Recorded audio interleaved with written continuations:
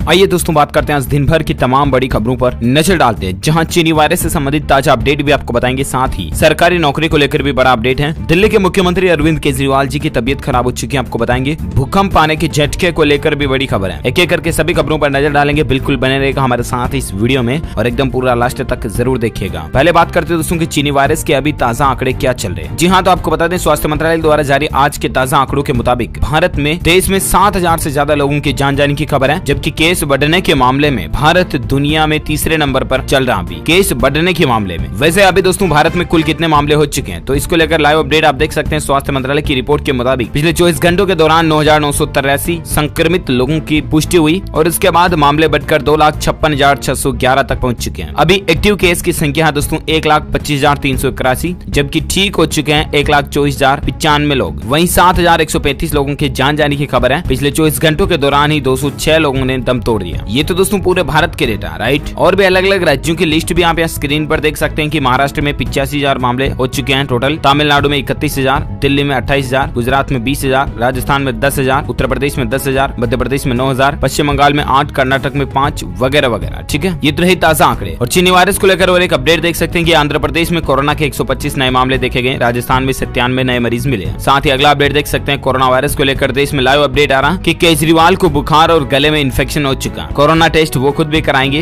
देश में अब तक 2,57,000 केस टोटल हो चुके हैं। जहां दिल्ली के मुख्यमंत्री अरविंद केजरीवाल जी की तबीयत खराब हो चुकी है, खुद को उन्होंने आइसोलेट भी कर लिया है। अब उनका कोरोना टेस्ट भी कराया जाएगा। दरअसल आपको बता दें राजधानी दिल्ली के मुख्यमंत्री अरविंद केजरीवाल जी की तबीयत बिगड़ गई है। सीएम केजरीवाल को कल से हल्का बुखार और गले में खराश की शिकायत है। अब उनका कोरोना टेस्ट करवाया जाएगा। कल दोपहर से सारी मीटिंग कैंसिल कर दी गई और सीएम केजरीवाल ने किसी से मुलाकात भी नहीं की। उन्होंने अपने आप को आइसोलेट कर लिया है। इस मामले में आम आदमी पार्टी नेता और राज्यसभा सदस्य संजय सिंह ने कहा कि मुख्यमंत्री अरविंद केजरीवाल को बुखार है, उन्हें खराश की दिक्कत है। कल से ही वह अपने आवास पर आइसोलेट है। कल उनका कोरोना टेस्ट होगा। वह डायबिटिक भी है। गौरतलब है दोस्तों कि कल ही दिल्ली की सरकार ने अस्पतालों का बंटवारा कर दिया। केजरीवाल सरकार की कैबिनेट की बैठक ने यह फैसला लिया कि दिल्ली के अस्पताल चाहे वो सरकारी हो या निजी, उनमें अब सिर्फ दिल्ली वालों का ही इलाज होगा। दिल्ली में मौजूद सिर्फ केंद्र के अस्पतालों में दिल्ली से बाहर वालों का इलाज होगा। मुख्यमंत्री अरविंद केजरीवाल ने खुद इसका ऐलान किया था। दिल्ली सरकार को डॉक्टर महेश वर्मा कमेटी ने ये सुझाव दिया था। इसके अलावा दिल्ली सरकार की माने तो उन्होंने दिल्ली वालों से उनकी राय भी ली थी और दिल्ली वालों की राय पर केजरीवाल सरकार ने मुहर लगा दी कि दिल्ली सरकार के अस्पताल में सिर्फ दिल्ली वाले ही इलाज करा पाएंगे। तो इस मसले के बाद से उनकी तबीयत बिगड़ गई है। अब देखते हैं कि क्या वो वापस अपना राय मसला चेंज करते हैं या जो कोई भी अपडेट आता मैं आपको बताऊंगा जरूर DLS न्यूज के माध्यम से। फिलहाल आप अगली खबर देख सकते हैं कि इंदौर पहुंचे मुख्यमंत्री शिवराज और बोले कि यहाँ रिकवरी रेट 64% चल रहा है। स्थिति अच्छी खासी नियंत्रण में है। जी हाँ दोस्तों, हाल ही में आपको पता होगा चीनी वायरस से संक्रमित पाए गए 2 कैदी महाराष्ट्र के औरंगाबाद में एक कोविड देखभाल केंद्र से फरार हो गए थे। जेल के एक अधिकारी ने इस बारे में जानकारी दी है। और इसी बीच अगला अपडेट देख सकते हैं कि कोरोना को लेकर उत्तर प्रदेश के मुख्यमंत्री योगी आदित्यनाथ का कायल हुआ पाकिस्तानी मीडिया जमकर तारीफ की है। जी हाँ, देखिए जरा दोस्तों, कोरोना संकट के दौर में मुख्यमंत्री योगी आदित्यनाथ के कार्यों की सराहना देश और दुनिया ही नहीं बल्कि भारत का सबसे बड़ा दुश्मन देश पाकिस्तान भी कर रहा। जी हाँ, आपको बता दें पाकिस्तान के चर्चित अखबार द डॉन के संपादक फहद हुसैन ने कोरोना के दौरान योगी सरकार की रणनीति की तारीफ की है। उन्होंने ट्वीट करके उत्तर प्रदेश की योगी आदित्यनाथ और पाकिस्तान की इमरान खान सरकार के कार्यों की तुलना भी की है और योगी नेतृत्व को इमरान से बेहतर बताया। फहद हुसैन ने क्या लिखा ये आपको बताते हैं। तो दरअसल दोस्तों उन्होंने अपने ट्वीट में लिखा कि उत्तर प्रदेश की जनसंख्या पाकिस्तान से कहीं ज्यादा है, लेकिन कोरोना के दौरान हो रही मौतों का सिलसिला यूपी में पाकिस्तान से कम है। उन्होंने बताया कि पाकिस्तान की जनसंख्या जहां 208 मिलियन है वहीं यूपी की जनसंख्या 225 मिलियन है। फिर व्यवस्थाएं उत्तर प्रदेश में बेहतर है। ये देख सकते हैं पाकिस्तान और महाराष्ट्र वगैरह को भी कंपेयर कर रखा है इन्होंने। फहद ने अपने ट्वीट के साथ एक ग्राफ भी शेयर करते हुए लिखा दोस्तों की ये ग्राफ ध्यान से देखिए। ये कोरोना से पाकिस्तान और भारत के राज्यों की मौत की तुलना है। दोनों की जनसंख्या, साक्षरता और प्रोफाइल एक ही है, लेकिन फिर भी उत्तर प्रदेश में काफी हालात बेहतर चल रहे हैं। आपको पता होगा यूपी के मुख्यमंत्री के जब पिताश्री जी शांत हो गए थे उस समय भी वो वहाँ नहीं गए थे उनके अंतिम संस्कार में भी, क्योंकि सबसे पहले उन्होंने जन धर्म को चुना था, ना कि व्यक्तिगत धर्म को। व्यक्तिगत फर्ज के अनुसार उनका वहाँ जाना जरूरी था और जाना भी चाहिए, खुद के पिताश्री जो रहे, लेकिन उन्होंने जनता के लिए सोचा और नहीं गए वो। उस समय भी चीनी वायरस का मसला काफी ज्यादा चल रहा था, हालांकि शुरू में ही था वो, लेकिन फिर भी इन्होंने अपनी देशभक्ति पहले निभाई पितृभक्ति की बजाय भी। और इसी बीच अगला अपडेट है दोस्तों के देश में एक दिन में रिकॉर्ड मामले देखे गए हैं। अब तक 7,000 से ज्यादा लोगों की जान जाने की खबर है। थोड़े और आंकड़ों की अगर मैं बात करूं दोस्तों तो भारत में चीनी वायरस के रिकॉर्ड 9,983 मामले 24 घंटों के दौरान देखे गए और इस दौरान 206 लोगों की जान जाने की भी खबर है। स्वास्थ्य मंत्रालय के द्वारा ताजा आंकड़ों के मुताबिक देश में अब तक कुल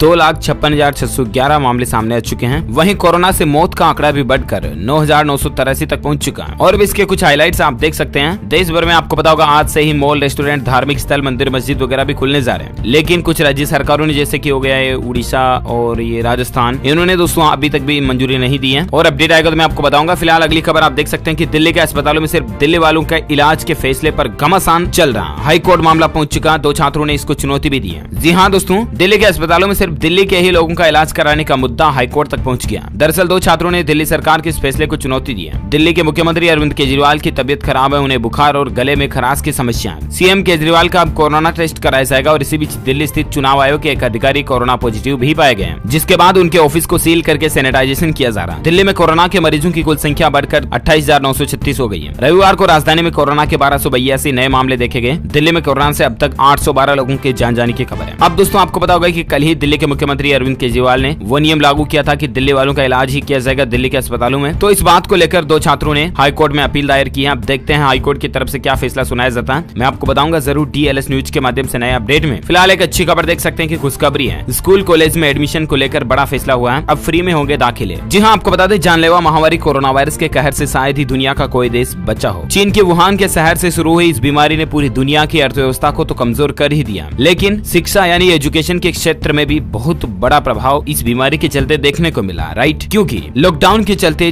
देश और दुनिया के ज्यादातर स्कूल कॉलेज बंद है। लेकिन इसी बीच एक अच्छी खबर आई है। अन्य देशों की तरह ही दोस्तों भारत की शिक्षा व्यवस्था पर भी कोरोना का प्रभाव तो गहरा असर पड़ा और इसके चलते कई राज्यों की सरकारों ने परीक्षाएं भी टाल दी। जिन राज्यों में परीक्षाएं हो गई थी उनमें रिजल्ट घोषित करने में वक्त लग रहा। हालांकि इस बीच पहले से ही आर्थिक मंदी का सामना कर रहे अभिभावकों और छात्राओं के लिए मींस छात्र छात्राओं के लिए राहत भरी खबर सामने आई है। यूनिवर्सिटीज, कॉलेज और हायर सेकेंडरी स्कूल में फ्री में दाखिले होंगे। जी हाँ, दरअसल कोरोना वायरस की वजह से देश भर में लागू किए गए लॉकडाउन के चलते आर्थिक तंगी का शिकार हुए अभिभावकों को असम सरकार ने एक बड़ी खुशखबरी दी है। NDTV की रिपोर्ट के मुताबिक दोस्तों असम राज्य सरकार ने कहा है कि मौजूदा एकेडमिक सत्र के लिए राज्य में यूनिवर्सिटीज, कॉलेज और हायर सेकेंडरी स्कूल में फ्री में एडमिशन होंगे। असम सरकार के अनुसार इससे आर्थिक तंगी से जूझ रहे लोगों पर एडमिशन के खर्च का बोझ नहीं आएगा। किताबें खरीदने के लिए 1000 रुपए प्रति माह का भी सरकार प्लान बना रही है। असम के शिक्षा मंत्री यानी कि एजुकेशन मिनिस्टर हिमंता बिश्वा ने बताया दोस्तों कि हायर सेकेंडरी से लेकर पोस्ट ग्रेजुएट स्तर तक के स्टूडेंट्स शैक्षिक संस्थानों में फ्री में दाखिला ले सकेंगे। इसमें मेडिकल, इंजीनियरिंग और पॉलिटेक्निक स्टूडेंट्स भी शामिल है। असम में इन संस्थानों में एडमिशन फॉर्म भी ऑनलाइन ही उपलब्ध होंगे। इतना ही नहीं, जो स्टूडेंट्स हॉस्टल्स में ठहरे हुए हैं असम शिक्षा विभाग उन्हें टेक्स्ट बुक्स खरीदने के लिए 1000 रुपए प्रति महीने भी देगा। हिमंता बिश्वा के अनुसार इसके लिए सभी स्टूडेंट्स को एडमिशन फॉर्म में अपनी बैंक डिटेल देनी होगी ताकि उनके खातों में बैंक ट्रांसफर पैसा करने में कोई देर नहीं आए। साथ ही दोस्तों 10वीं पास करने वाले स्टूडेंट्स को कंप्यूटर की सुविधा भी सरकार देने जा रही है। शिक्षा मंत्री हिमंता बिश्वा ने कहा कि पिछले साल 10वीं पास करने वाले स्टूडेंट्स को उनके स्कूल में कंप्यूटर दिए जाएंगे। वहीं इस साल 10वीं पास करने वाले छात्रों को 20-20 हजार रुपए दिए जाएंगे ताकि वो अपनी पसंद से कंप्यूटर खरीद सके। इसके अलावा सरकार ने सर्व शिक्षा अभियान के तहत 29,701 teachers, 11,206 contract state pool teachers और 5,243 हाई स्कूल कॉन्ट्रैक्ट टीचर्स को रेगुलर पे स्केल का लाभ देने का भी फैसला किया। तो देखिए जरा दोस्तों, ये वाकई में असम गवर्नमेंट की तरफ से कितनी अच्छी स्कीमें निकाली गई है। इसका सीधा असर एजुकेशन शिक्षा के स्तर पर पड़ेगा और लोगों की, स्टूडेंट्स की, छात्र छात्राओं की शिक्षा और ज्यादा बेहतर बनेगी। कोई भी माता पिता फीस की वजह से या किताबों के बोझ की वजह से अपने बच्चों को पढ़ाए बिना नहीं रहेगा, है ना? तो ये कुछ अच्छी खबर निकल कर आ रही है। और इसी बीच अगला अपडेट देख सकते हैं कि कोरोना पर चीन का माइंड गेम देखिए। 4 लाख मौत के बाद खुद को बताया पाक सांप। जहां चीन ने कोरोना वायरस को लेकर अपने दागदार दामन को उस दिन पाक सांप बताने की कोशिश की जिस दिन पूरी दुनिया में वायरस से मरने वालों का आंकड़ा 4 लाख को पार गया। चीन ने महामारी से लेकर श्वेत पत्र जारी किया। श्वेत पत्र में चीन की तरफ से कहा गया दोस्तों की पहली बार 27 दिसंबर को वायरल निमोनिया के तौर पर वायरस के बारे में पता चला था, लेकिन इंसानों से इंसानों में संक्रमण का पता 19 जनवरी को चला। इसके बाद इसे रोकने के लिए तुरंत कदम भी उठाए गए। तो ये कुछ चीन का मसला चल रहा है। आपको पता होगा चीन कंट्रोवर्सी में चल रहा है चीनी वायरस के बाद से ही। लेकिन इसी बीच एक अच्छी खबर, गुड न्यूज ये है दोस्तों कि न्यूजीलैंड देश में खत्म हो चुका कोरोना का कहर। आज पूरी तरह से देश में लॉकडाउन को हटा दिया गया। जी हाँ, न्यूजीलैंड में कोरोना वायरस के पूरी तरह से खात्मे के बाद अब आज आधी रात से लॉकडाउन को पूरी तरह से हटाया जा रहा है। सोमवार को न्यूजीलैंड में कोरोना वायरस के आखिरी एक्टिव केस के ठीक होने के बाद अब अधिकारियों ने यह फैसला किया है। स्वास्थ्य अधिकारियों ने बताया कि पिछले 17 दिन में कोरोना वायरस का एक भी मामला सामने नहीं आया। न्यूजीलैंड में एक महिला आखिरी कोरोना वायरस मरीज थी, लेकिन उनमें भी पिछले 48 घंटों में कोई भी लक्षण नहीं देखा जा रहा। महिला मरीज ऑकलैंड के एक अस्पताल में भर्ती है। न्यूजीलैंड के प्रधानमंत्री जेसिंडा अर्डेन ने ऐलान किया कि उनका देश लेवल 1 अलर्ट से आगे बढ़ेगा। सोमवार आधी रात से शादियों, अंतिम संस्कार और पब्लिक ट्रांसपोर्ट को बिना किसी पाबंदी के शुरू किया जा सकता है। तो ये नया अपडेट है। चीनी वायरस महामारी के बीच इस देश में कंप्लीटली खुल होने जा रही है, अच्छी बात है। साथ ही अपडेट है दोस्तों की शारीरिक और मानसिक दोनों ही तरह की सेहत के लिए प्राणायाम और मेडिटेशन का नियमित अभ्यास लाभकारी होता है। वैज्ञानिकों की रिसर्च में इस बात की जानकारी निकल कर आ रही है। आप भी जरूर फॉलो करें इन चीजों को। और इसी बीच अपडेट है कि कोरोना के बीच 2 महीने में 14वीं बार भूकंप के झटके महसूस किए गए। चंद सेकंड्स तक धरती ने कंपन को महसूस किया। जहां कोरोना संकट के बीच दूसरों देश की राजधानी दिल्ली में लगातार भूकंप के झटके लग रहे हैं। सोमवार को एक बार फिर राजधानी दिल्ली में भूकंप का एक झटका महसूस किया गया। यह झटका पिछले 2 महीनों में 14वीं बार लगा। राष्ट्रीय भूकंप विज्ञान केंद्र के मुताबिक दिल्ली ने 2.1 तीव्रता के भूकंप का झटका महसूस किया। एनसीआर ने कहा दोस्तों कि भूकंप का केंद्र दिल्ली गुरुग्राम सीमा पर स्थित था और ये अपराह्न 1 बजे रात्रि धरती से तकरीबन 18 किलोमीटर नीचे आया था। तो देख सकते हैं राजधानी दिल्ली में किस तरह से झटके पे झटके लग रहे हैं। और इसी बीच अगली खबर है कि दिल्ली में 10वीं पास के लिए 464 पदों पर वैकेंसी भी निकली है। सैलरी 14,000 रुपए से ज्यादा होगी। तो दरअसल आपको बता दें, broadcast engineering consultants India limited BECIL ने 10वीं पास छात्राओं के लिए नौकरी की घोषणा की है। आप ऑफिशियल जानकारी www.becil.com पर जाकर के ऑनलाइन अप्लाई वगैरह कर सकते हैं। ओके दोस्तों, तो इस वीडियो में आज दिन भर की तमाम बड़ी खबरें, मुख्य समाचार का वीडियो यहीं खत्म होता है। आप मुझे नीचे कमेंट करके बताएगा कि आप कौन से राज्य में रहते हैं, ताकि मैं आपके राज्य के समाचार भी आपके मोबाइल तक पहुंचा पाऊंगा। दिल से इस वीडियो को लाइक करना, ज्यादा से ज्यादा अपने दोस्तों के साथ फेसबुक और व्हाट्सएप पर शेयर भी करना। और अगर आप DLS न्यूज चैनल पर पहली बार आए हैं ना, तो चैनल को सब्सक्राइब करके बेल आइकन जरूर दबा देना, ताकि आपको रोजाना की ताजा अपडेट्स तुरंत आपके मोबाइल पर मिलते रहेंगे। Thank you, take care, good bye, जय हिंद, जय भारत, वंदे मातरम।